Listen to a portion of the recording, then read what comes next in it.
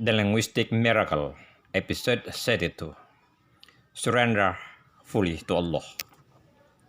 Masuk Islam secara utuh. Ayat 208 surat Al-Baqarah sangat singkat, tetapi memiliki kandungan isian sangat mendalam dan membutuhkan suatu diskusi yang sangat luas. Demikianlah mukjizat kalamullah atau firman Allah. Dalam penyajian ini, kita hanya membatasi pada 3 poin. Surat ini ditujukan kepada orang-orang yang beriman untuk sepenuhnya berserah diri kepada Allah dan tidak mengikuti langkah-langkah syaitan. A'udzubillahi minasyaitonirrajim.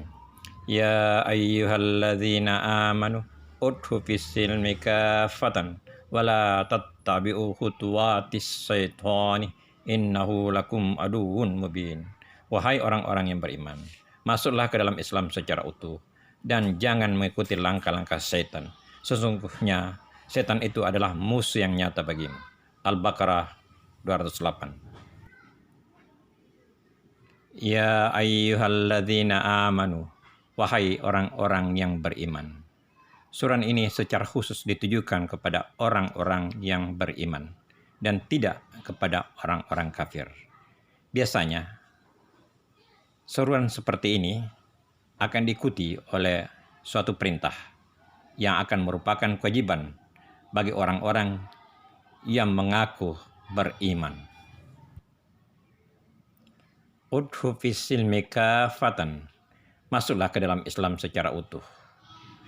Berserah dirilah kepada Allah secara utuh dan tidak setengah-setengah. Kita secara kodrati tidak senang kepada orang-orang yang melakukan sesuatu setengah-setengah. Ikuti perintah Allah sesuai dengan kemampuan maksimal yang kita miliki, tanpa memaksakan yang di luar kemampuan kita. Biasanya ada keraguan untuk mengikuti perintah Allah karena takut akan kemungkinan konsekuensi duniawi. Disinilah terletak ujian keimanan yang tidak cukup hanya sekedar diucapkan. Mengikuti perintah Allah yang nyata akan memiliki konsekuensi dunia dan akhirat. Namun, keraguan biasanya disebabkan oleh ketidakjelasan. Disinilah terletak pentingnya pengetahuan, berpikir secara rasional dengan mengacu pada 2 peninggalan Rasul, Al-Quran dan Hadits. Tidak sekedar berdasarkan pendapat pihak yang mengaku diri sebagai ahli atau diakui sebagai ahli, tetapi tidak berdasarkan akan kedua warisan Rasul tersebut. Wala tattabi'u khutuwatis syaitani, dan jangan mengikuti langkah-langkah syaitan. Langkah-langkah syaitan adalah tindakan yang menyimpang dari ajaran agama. Tindakan yang mengikuti hawa nafsu dengan melanggar ketentuan agama. Tindakan salah bagi mereka yang tidak mengetahui tentu saja mendapat ampunan dari Allah. Tetapi setiap orang yang beriman wajib untuk berusaha mengetahui. Disinilah pentingnya pengetahuan agama yang merupakan kewajiban bagi orang yang dewasa, khususnya tentang halal dan haram.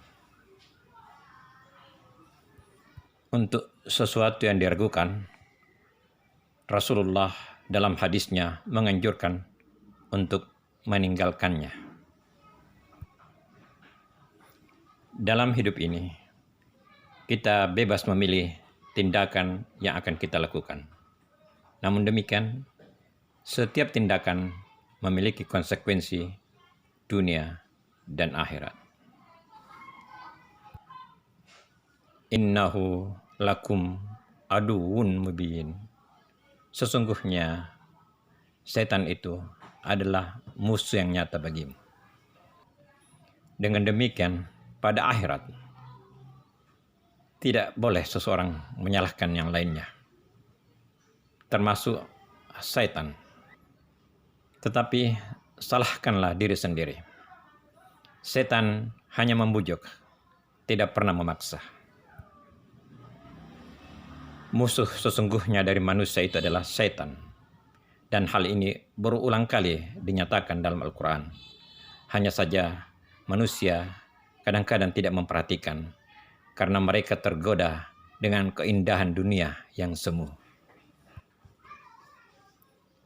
Kehidupan adalah suatu ujian, dan soal ujian sebenarnya telah dibocorkan oleh Al-Quran. Masalahnya, apakah kita memperhatikan hal ini? Membaca Al-Quran pada teks aslinya dan memahami maksudnya akan berbeda dengan memahami dari suatu terjemahan.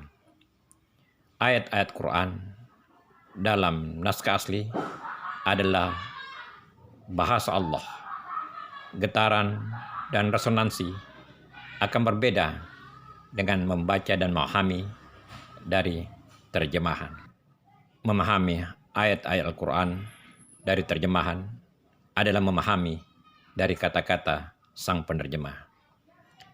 Membaca dan memahami Al-Quran, ayat-ayat Al-Quran dari naskah asli adalah memahami dari bahasa Allah atau kalamullah. Bagaimanapun, terjemahan penting bagi bukan penutur asli bahasa Arab. Belajar dari terjemahan adalah langkah pertama untuk memahami maksud Allah.